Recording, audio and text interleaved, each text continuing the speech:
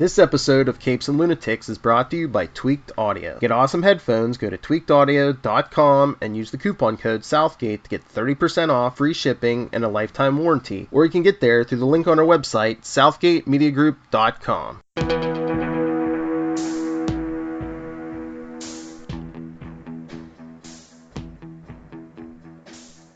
Are you sorry? Are you heartfully sorry for all of your sins? Well, it doesn't matter, for now is the time of your just punishment. Hello, my fair penitents, and welcome once again to Just Punishments. I'm your host, Charlie the Professor Esser, and with me, as always, is my svelte, wealthy friend. It's Mozz. Hello, Mozz. So glad you're back once again for tonight's episode, Season 2, Episode 6, Nakazat. Amy, formerly Rachel, develops photographs that point to a conspiracy. Russo reads his own report. Madini's story about Russo comes under fire. Our director this week is Jamie M. Dagg. Of course, Jerry Conway and John Romita Sr. and Ross Andrew get our Marvel Comics created by credits this week. Steve Lightfoot gets our created by for the series. Christine Boylan gets our written by. And our executive story editor is Angela Lamanna. And what is an executive without someone underneath them? That would be Ken Christensen, our story editor.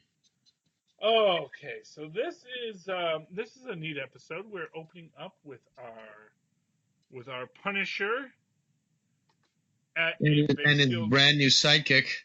And his brand new sidekick, yes. Who, you know, not for nothing, is definitely, I mean, if you ever want to see what mansplaining is, the Punisher saying, I could just kick in the door at the solid steel reinforced door. It's like, you're not really helping either your argument or anything else right now, Punisher. Yeah. But, of course, they need to get these pictures developed, and apparently, rather than, honestly, I'm not 100% sure what the system they would do to develop these would be. But I know there are ways you can scan a negative into a computer, and then, basically they need some free software to handle this, and maybe a laptop. But, Amy recently got a laptop, so that should have worked out for her. But anyway, they decided the most effective way to get these pictures developed, is to go to a guy with a photo studio for the express purpose of underground sex photography. Right, and he doesn't care what you do. He does not care. That guy was ridiculous. Well, to be fair, it's like, look, the person, and not for nothing, between these two, this is clearly a woman who's come of her own accord. Right. And for what it's worth, like, the minute he sees the Punisher, he says, no way in heck, and he closes the door. It's like, no, I'm not dealing with this. I have no idea what you're doing, but I want no part of it. Right. I mean, and you could, being in that business, you could read people pretty well, and you could read the Punisher real easy saying, yeah, I want no part of you.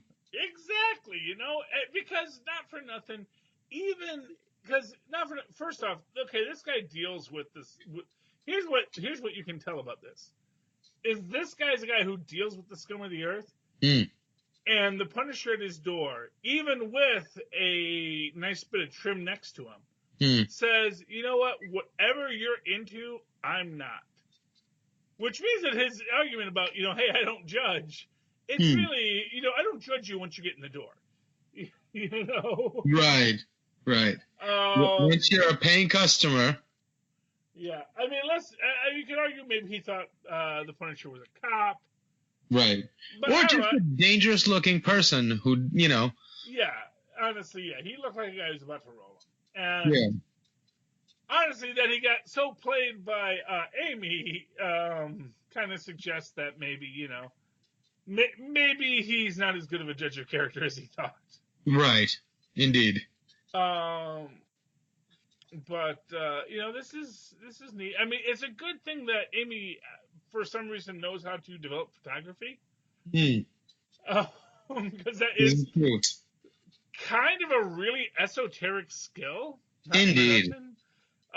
It's like I actually grew up at a time of photography and have actually been in a dark room and seen pictures be developed. I could not develop photographs if you gave me your stuff and all the chemicals needed.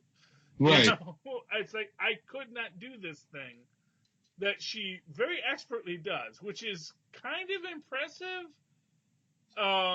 Yeah, but it's either impressive or confusing. Well, yes. I mean, it's what it is here's what it comes down to. You can make the argument that clearly she has knowledge of this field. Why she has knowledge of this field, it's not a hard thing to create a reason why she does it. Maybe her junior high, because I'm sure she went through junior high at least, if not high school, had a photography club. That she was involved in things that dealt with this stuff. I can imagine that to be the case. Yeah. Or just because she's as part of this scam, clearly they do take pictures of people. Or it's just it says maybe it's comic book logic. I like that too. Yeah, well, but it is. I mean, it worked out okay, and what it comes down to is it's not so weird that she knows how to develop film, and to be fair, she's not developing film; she's making prints, and those are two separate actions. Interesting.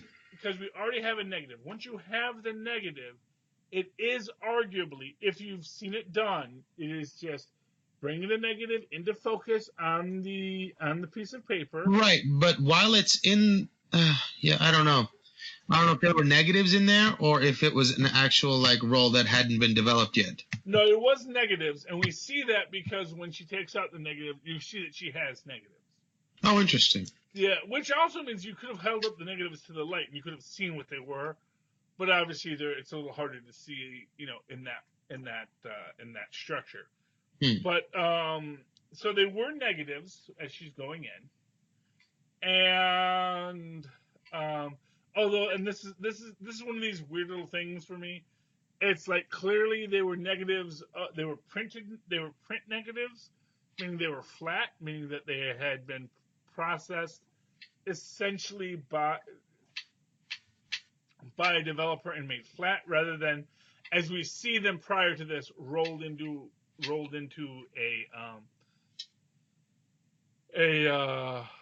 tube, because they were in a tube before, but when you see her holding them, they are flat. Gotcha. And technically they shouldn't have been, but that again is comic book logic. So right.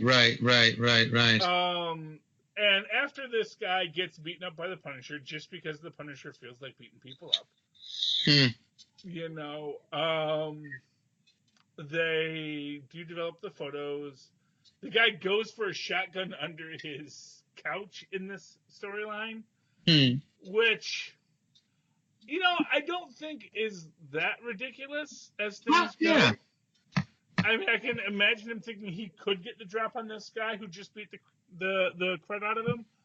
But part of me thinks that was not the time to do it. It's like he should have waited for a better, more opportune moment. Right. Maintain the gun in reach, but not necessarily gone for it, and waited for the guy to actually drop his guard for a second. But he probably has a concussion, so you can't really fault him for that. Right. And he probably doesn't have very much experience with it either, because he has a moment where he has the gun in his hand and he doesn't shoot. Which comes back later about a guy with a gun in his hand, when the Punisher is trying to teach Amy what you do when you disarm him. Right. That's true. So it's like, you can't, if you have a gun, you cannot hesitate in this moment. Right. That he who hesitates is lost, quite literally. Indeed. So they do develop it, and the Punisher, of course, wants to kill the guy who runs the studio, the photographer, because not for nothing, he is relatively evil. Right, but like to him, every person every crime is punishable by death. It's crazy. Well, to be fair, I mean, we've gotten past the days when the Punisher used to shoot litterers, which he did at one point. That's insane. Well, they retconned it by saying, oh, this evil conspiracy was trying to drug him to drive him insane, yada, yada, yada. I don't think he had to drive very far, is I guess my point. Yeah, no, it's a very this was actually kind of the important plot line point in the Punisher face heel turn was him like threatening to murder a litterbug in Central Park. Threatening to. Threatening, and that's how he gets arrested. And he goes on trial, and then it eventually comes out that no, he was actually being drugged, and this was all part of this conspiracy to. Wow, a Manchurian Punisher. Yeah, basically, yes. The dangerous idea. Yeah, well, really it is. Well, he's a dangerous person regardless, I guess. Well, yeah. So, anyway, back to this actual story. Right. That's going to be for season 3 on Hulu next year, or in 3 years' time. Right. So where was I? So they get the photos and they realize, oh, it's of 2 men kissing. Because what is more controversial in 2019 than 2 men kissing? Oh no. Yeah, I mean they do give a little bit of a soft cover for it. It's like, well, it's either if the scandal doesn't bring them down, the fact that they covered up would bring them down. It's like, have you heard of a politician by the name of Donald Trump? I don't think anything. Right. If you're committed to this running for president thing, I don't think this is the scandal that's going to bring you down. Right. Even with the red base, apparently. Yeah, honest. Well, not for nothing. Not for nothing.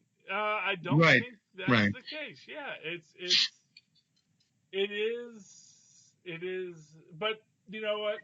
To be fair, this is a hyper-religious cult that's trying to press this thing, so they may be drinking their own Kool-Aid on that. So the idea being that, well, like you and I might know this wouldn't derail you, but these guys they don't know because they're too in their own bubble. Right.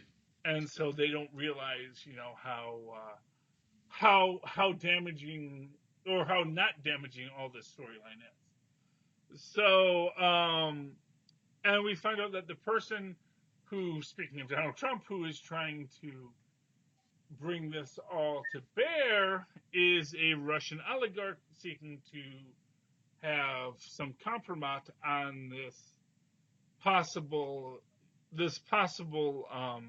presidential candidate who doesn't even have a Senate seat yet, to be fair. So it's like, I mean, you want to talk about some long game KGB or FSB planning here. This guy isn't even a Senate candidate yet.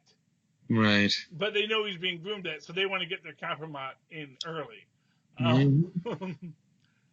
Yeah. Well, I think, for what it's worth, the American psyche does love a conspiracy because we'd like to believe that we are, gifted by God, and the only thing that could derail us are larger forces of evil conspiring against us.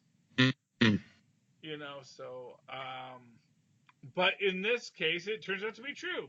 And I love Amy really running this con because she is, you can see how much better at this she is than Frank, I think. As far as planning and executing and getting them to the position they have to be. Now, once they're there, it's Frank's skills that get them at least the threat of his skills that elicits cooperation, you know? Well, exactly. And although, for what it's worth, Frank is not happy about this, Right. He's had to let two people he would really like to kill not be dead right now. Technically three, because he didn't kill the guy at the Russian mob boss at the gym either, That was Pilgrim in that case. And it is grating on his nature that in order to solve this problem, he has to make compromises. And, compromises are what he's mad about, but at the same time, compromises are what actually allow you to move forward with your actions. Right. I always make the comment, the Punisher is bad at his job because the Kingpin still lives. And it is, it's like literally, if you are a guy who says, I will kill all the organized crime figures, there is one that he doesn't even try to kill. And it becomes this thing where it's like, come on, man. It's like, is this your job or is this not your job? And, he can kill 100, Russian mobsters you never heard of, but he never actually goes for the head. And, because at the end of the day, he is bad at his job, because at the end of the day, he can't compromise enough to get to the point where he could actually be successful at his job. It is a convoluted story, that of the Punisher. Oh, What a shame. Yes. But we get, and again, I really love the Amy and Punisher scenes in this when Amy is talking to the Punisher about his daughter. Yeah. She seems to be like pushing his buttons for some reason, either because she enjoys that she can, but I mean, like, it seems I can't figure out what her motivation is in pushing that, on him so hard. Oh, well, I mean, I guess to me, I always took it as, I think she is at her base someone who really does want to help this guy. Huh. And like when he says, let your daughter live in your head. Yeah. I think that's very much about the fact that, look, your daughter would have this life if not for what happened. Right. Don't kill her a second time by not thinking of her. No, but I think it's a really foolhardy or incredibly cruel thing to say to somebody in that point, because it's like constantly being reminded of the thing she would have been. Oh my God, what a horrible thing it is. Now I have to think about, oh, she would have been doing this. Oh, she didn't get to. What a horrible thing this is. Well, but I think there's the aspect of that as well, which is like, maybe even, right now in your mind, she is perfect. Let her have a life where she's not. Recognize that, yes, she would be out with boys right now. That this would be her entire thing. And yeah, that would be so frustrating.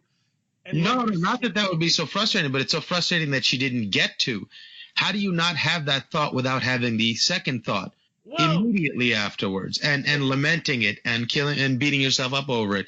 I think it's a really, really cruel thing to say to somebody. Well, I guess there's two ways to look at it, and to be fair, you're right. As the old saying goes, I won't necessarily disagree with you as much as I will agree with what I just said. That's a Dr. Katz quote. It's that he needs to. What it really is he needs to move on. Right, but how do you move on by constantly saying, "Oh, this is what she would have been doing"? You know what I mean? Well, because you recognize what it is recognizing that whatever you thought she was as a child, that's not what she was. Whatever perfection you imagined your child being and having, that was just your fantasy. And at the end of the day, what holds the Punisher in place is his rage, because he's too afraid to actually face the complexities of his relationship with his wife, his relationship with his kids. There is a great comic series out right now, which is called Cosmic Ghost Rider Destroys Marvel History. And as the plotline is that basically the Punisher, after he has died as an old man, he is released by Odin from Valhalla because he's kind of a jerk in Valhalla even.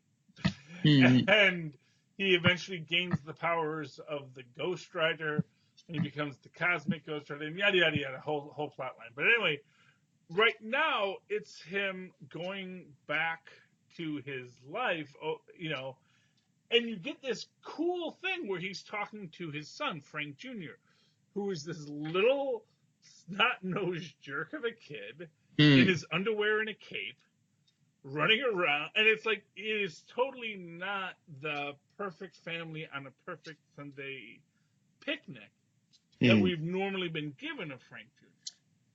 This is Frank Jr. as just a randomized, 6-year-old kid who's totally causing his own chaos in his wake. And it's beautiful and delightful, and you definitely see Frank in these moments happy to be a part of it. Right. But at the same time, at its deeper level, it's like, Frank has for so long held this perfect picture of his family, and maybe there's more to it than that.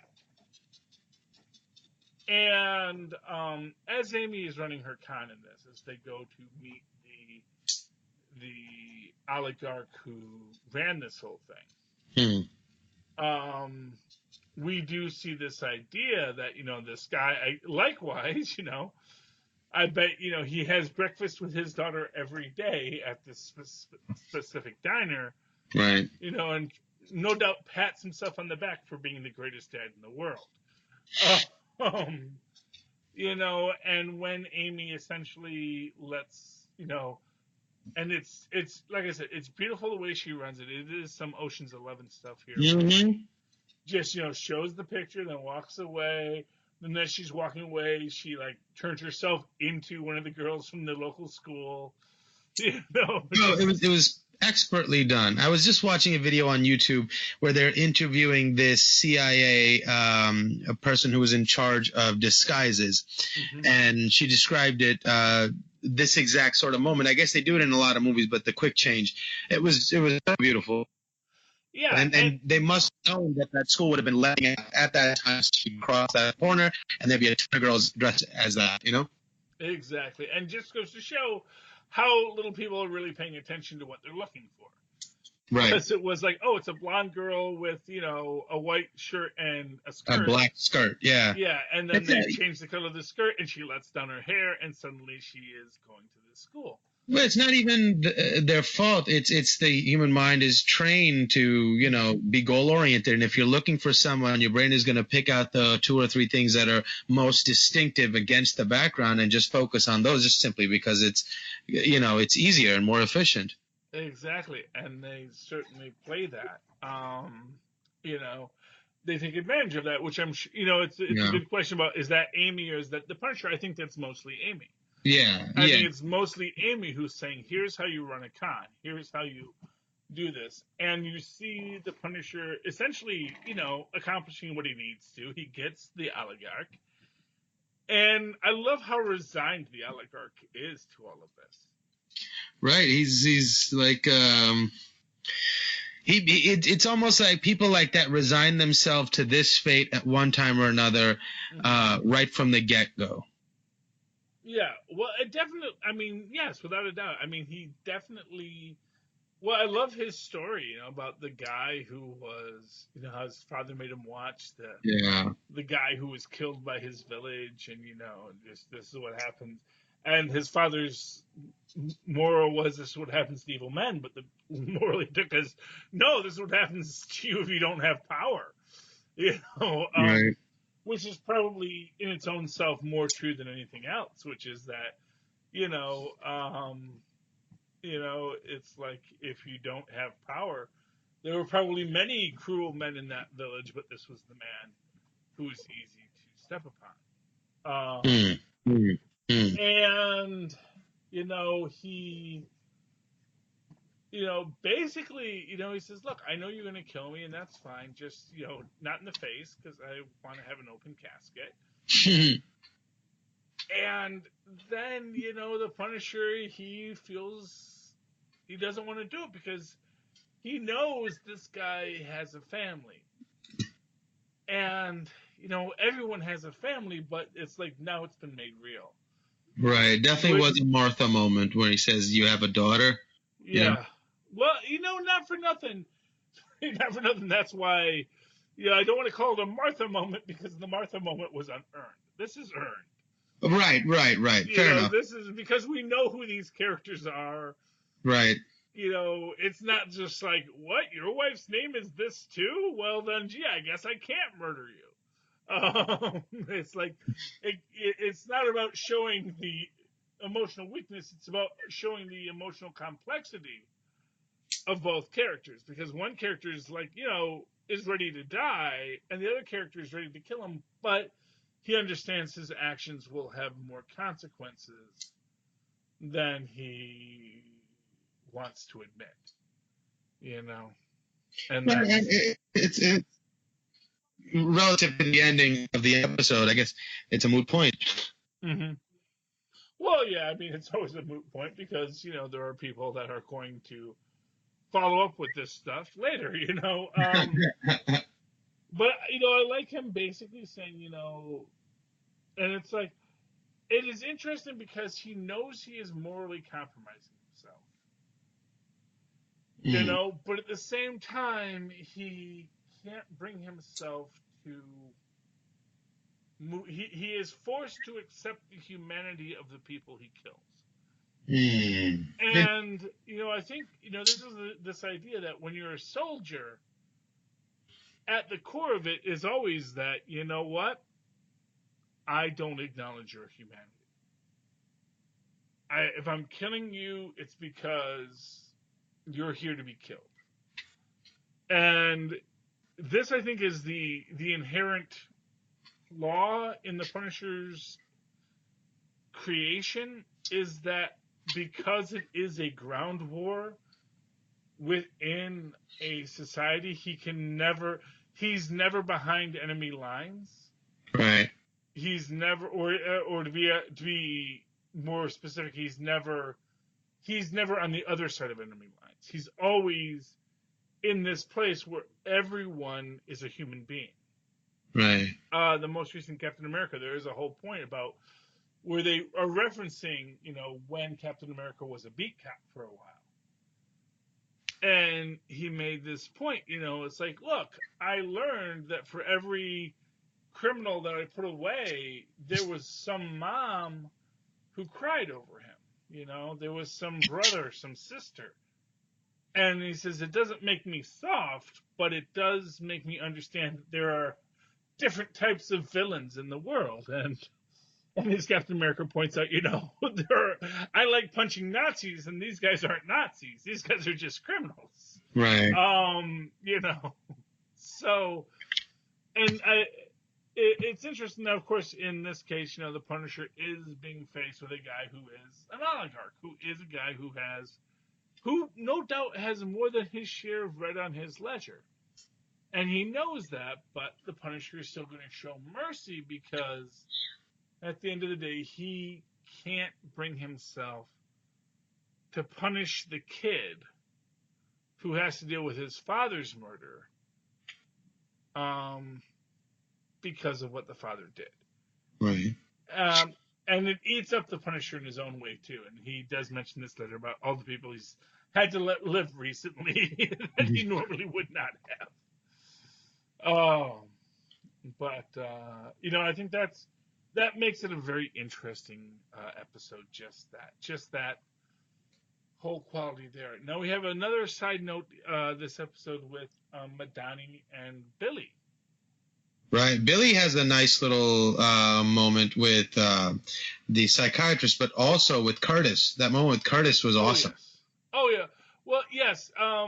This is when they're in the bar, correct? No, well, he runs up on Curtis in the parking lot. Oh.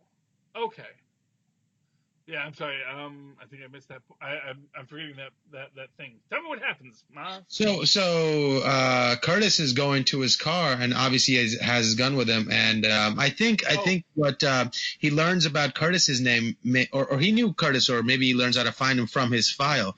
But he runs up on him with the mask on, and he goes, "Hey, is that gun for me?" And he goes, "Yeah."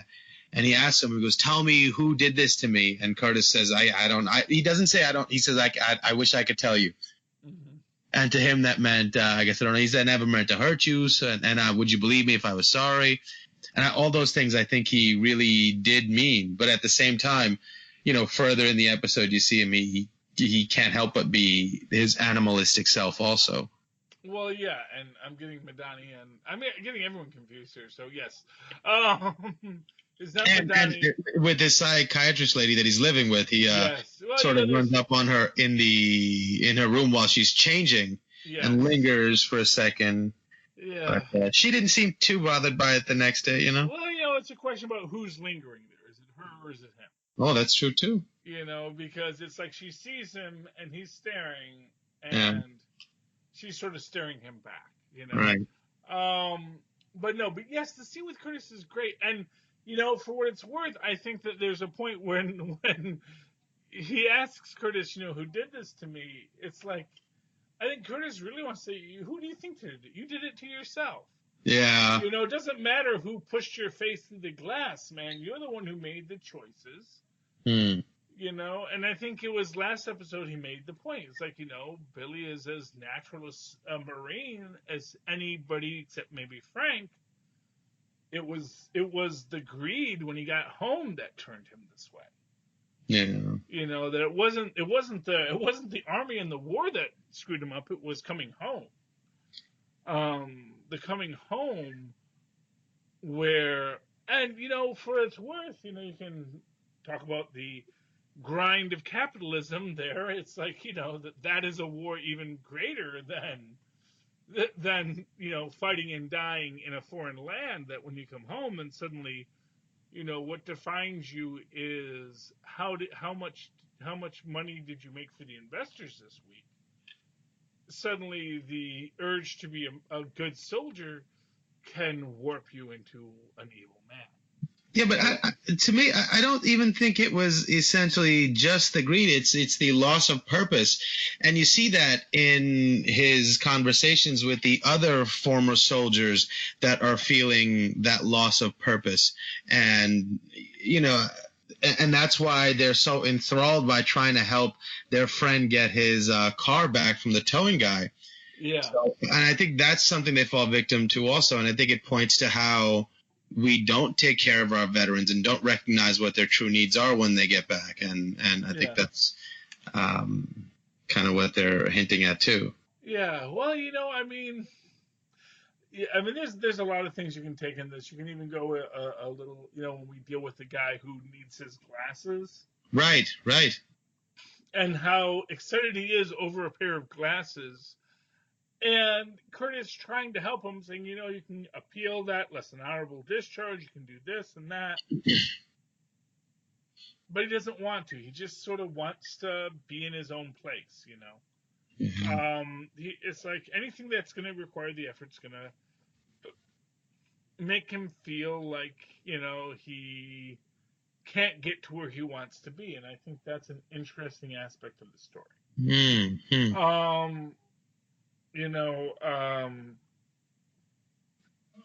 All of the, this is a story of a lot of people dealing with their psychological traumas.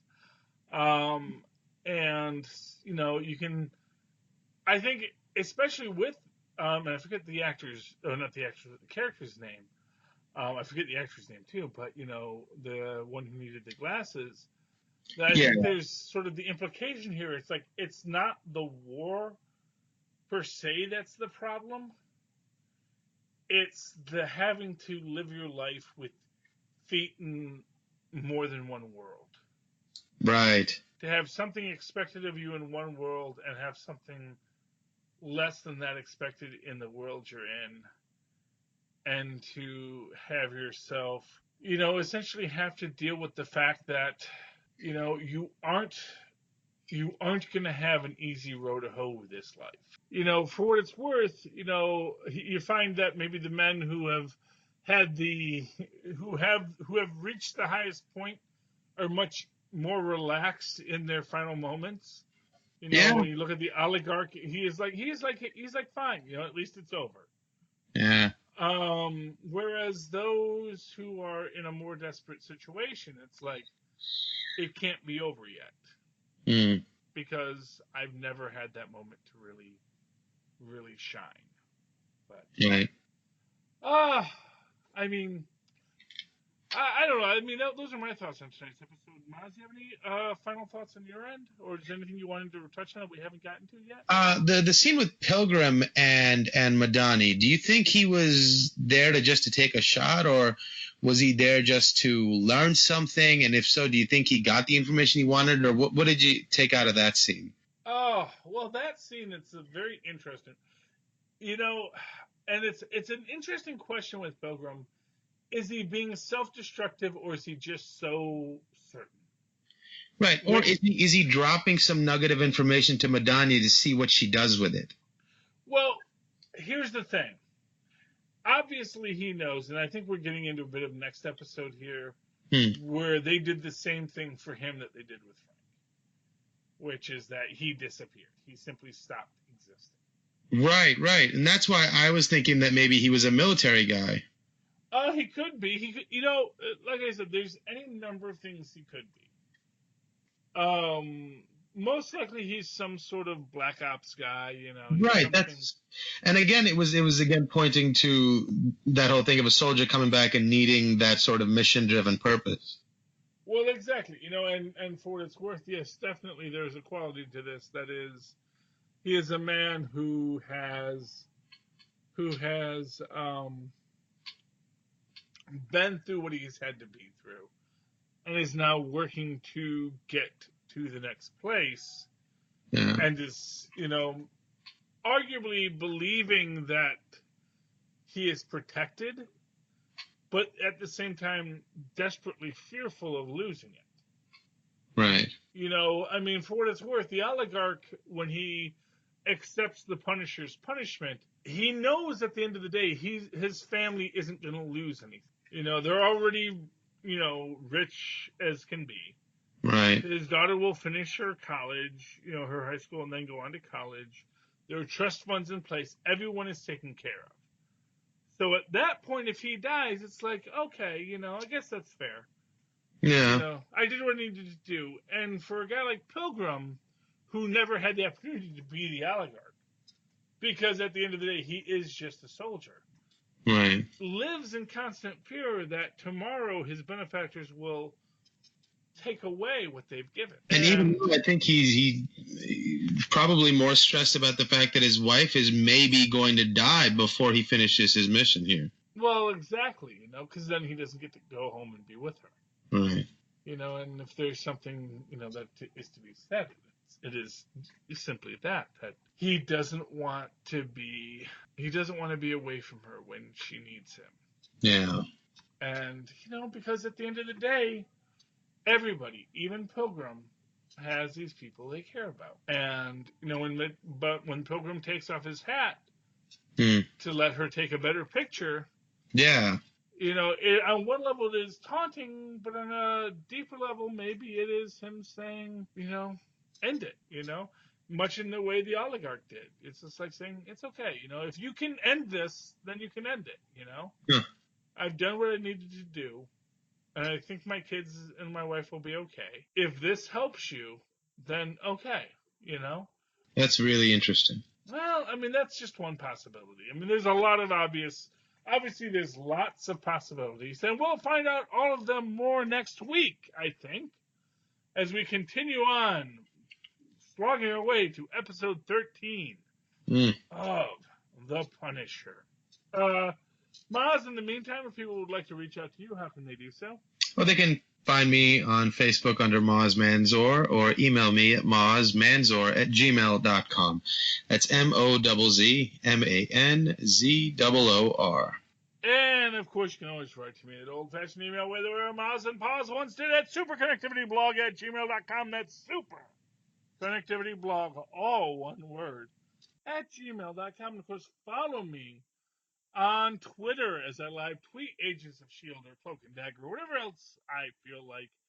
At Charlie Esser, that's CharlieEsser. Look for the two E's in for quality. I stepped on your line, Mozz. I'm sorry about that. Okay. We'll get it right one day. One of these days. Often we do, but. I know. Oh, penitence. You now wear the white robes of those who have been. Your sins are forgiven, and you may go in peace to sin no more. But you will, and when you do, return here for your just punishments. Good night.